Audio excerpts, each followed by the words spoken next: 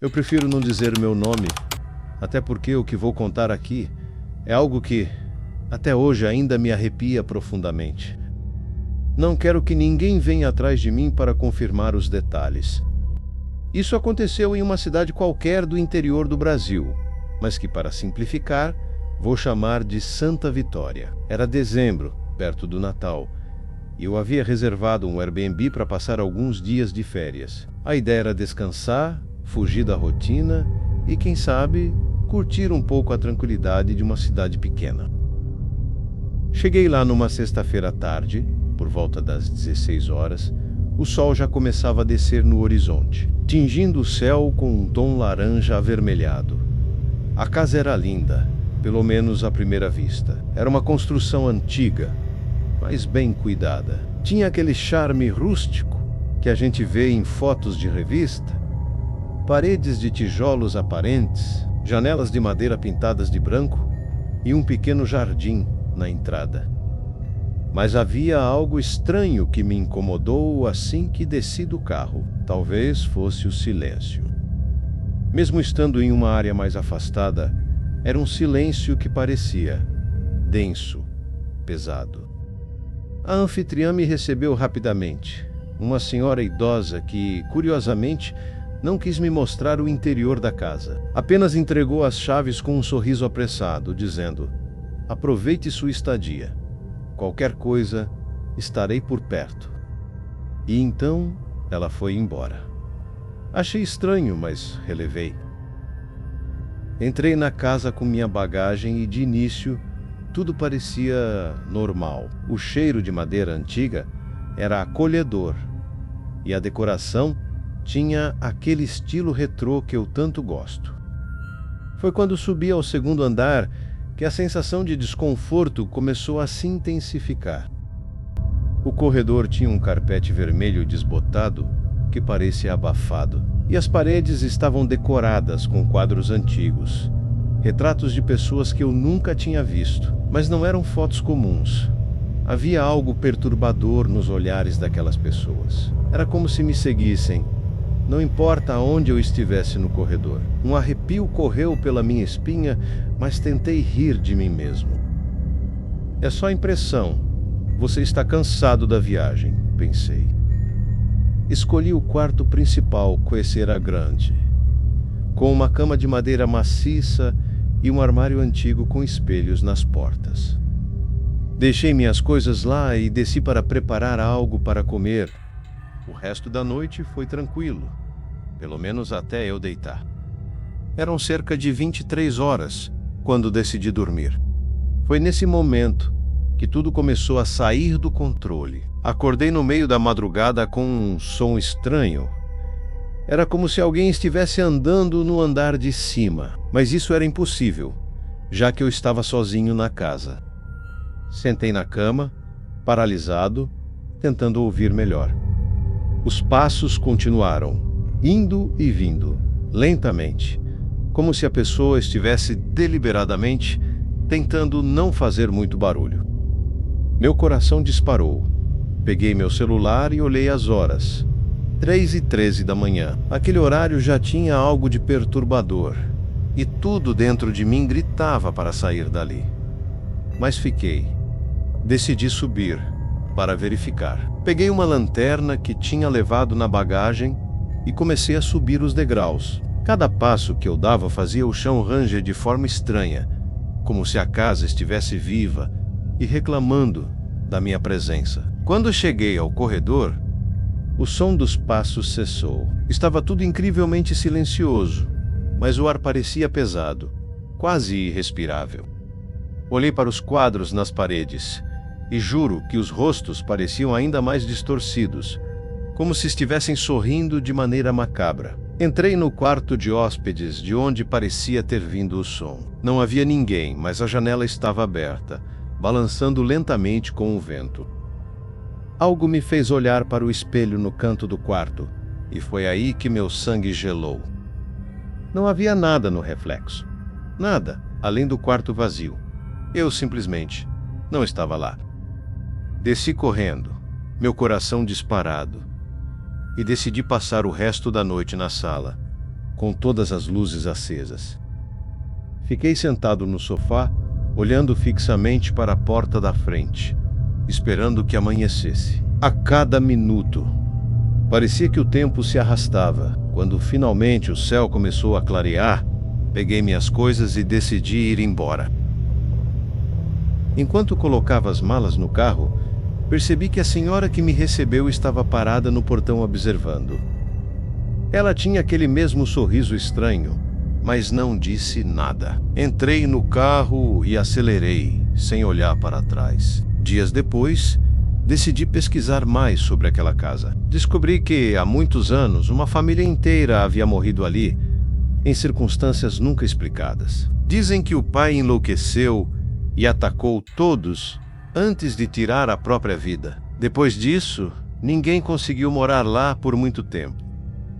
Alguns diziam ouvir vozes, outros relatavam ver coisas, e eu, bem, prefiro acreditar que foi apenas minha imaginação. Mas até hoje, todas as vezes que olho para o espelho, não consigo deixar de lembrar daquela noite, da sensação de estar sendo observado.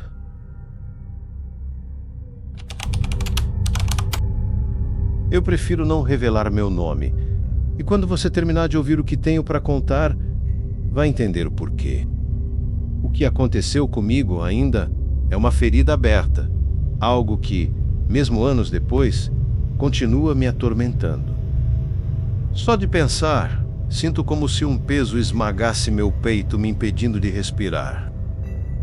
Tudo aconteceu em uma cidade pequena, daquelas com ruas de paralelepípedo e janelas abertas, onde todos parecem saber da vida de todos. Vou chamá-la de Serra Azul, mas não vou dar mais detalhes. Quem já passou por algo assim, sabe que é melhor não expor demais.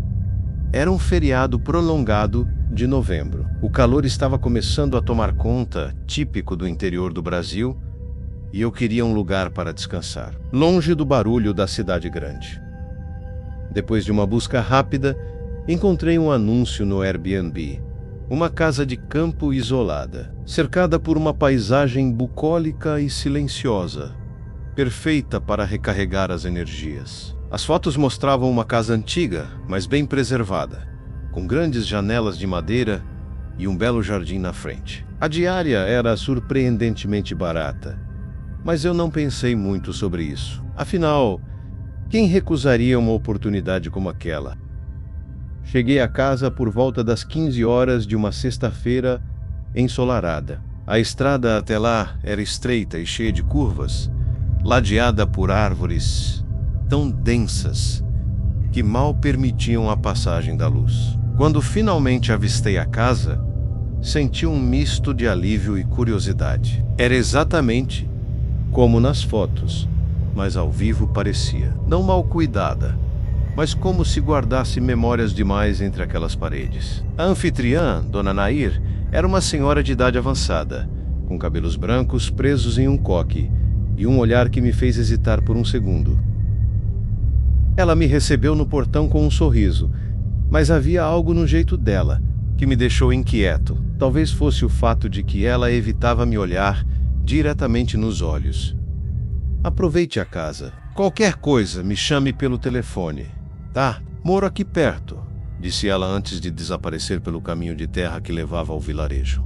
Entrei na casa e comecei a explorar. Por dentro, era espaçosa, mas tinha um ar antiquado, com móveis de madeira escura e uma iluminação fraca, mesmo com o sol lá fora.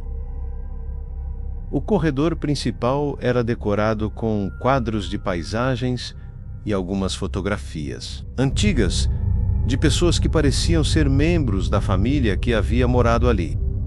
No entanto, uma das fotos me chamou a atenção. Era de uma menina com uns 10 anos que olhava diretamente para a câmera. Seu olhar era profundo demais para alguém daquela idade, como se carregasse um segredo que ninguém mais sabia. Depois de guardar minhas coisas no quarto, decidi preparar algo para comer. A cozinha era funcional, mas todos os utensílios pareciam ter saído de um outro século. Ao abrir a geladeira, senti um calafrio. Mesmo desligada, Ela exalava um cheiro de mofo misturado com algo metálico. Resolvi deixar para lá e pedir um delivery no restaurante mais próximo, mesmo sabendo que a entrega demoraria. A primeira noite passou tranquila, ou pelo menos foi o que eu achei. Dormi relativamente bem, mas acordei com o som de algo arranhando a porta do meu quarto. O relógio marcava 2h37. Eu fiquei imóvel, tentando escutar melhor. O som parou, e o silêncio que se seguiu foi ainda mais assustador. Respirei fundo, criei coragem e abri a porta. Nada. O corredor estava vazio, mas senti um vento frio vindo da escada que levava ao sótão. No dia seguinte, explorei os arredores da casa. Havia uma trilha que levava até um pequeno riacho, e o lugar parecia mais tranquilo à luz do dia. O problema era sempre voltar para dentro da casa. Cada vez que atravessava aquela porta, a sensação de que algo me observava aumentava. Quando a noite caiu, decidi manter as luzes acesas e ficar na sala assistindo a um filme no meu notebook. Foi aí que percebi algo estranho. Ao pausar o filme para buscar água, vi pelo reflexo da tela algo se movendo no corredor. De novo, não havia ninguém. Resolvi subir ao sótão naquela noite, mesmo com o coração disparado.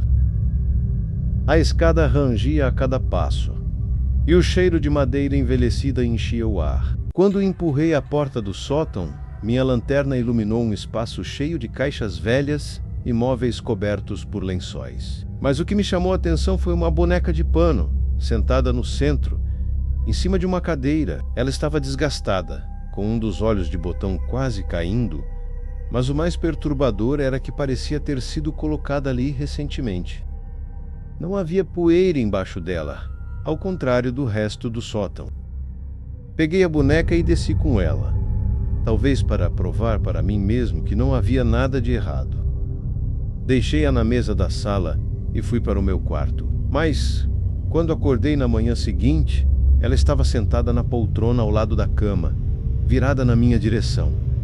O choque foi tão grande que deixei escapar um grito. Peguei minhas coisas, joguei tudo no carro e fui embora sem olhar para trás. Dias depois, recebi uma mensagem de Dona Nair, perguntando por que tinha ido embora antes do previsto. Não tive coragem de responder. Foi então que decidi pesquisar mais sobre a casa. Descobri que há décadas uma família viveu ali, mas a filha mais nova desapareceu misteriosamente. Nunca encontraram o corpo, mas os moradores da cidade evitavam passar perto da propriedade à noite, alegando ouvir risadas e passos vindo de dentro.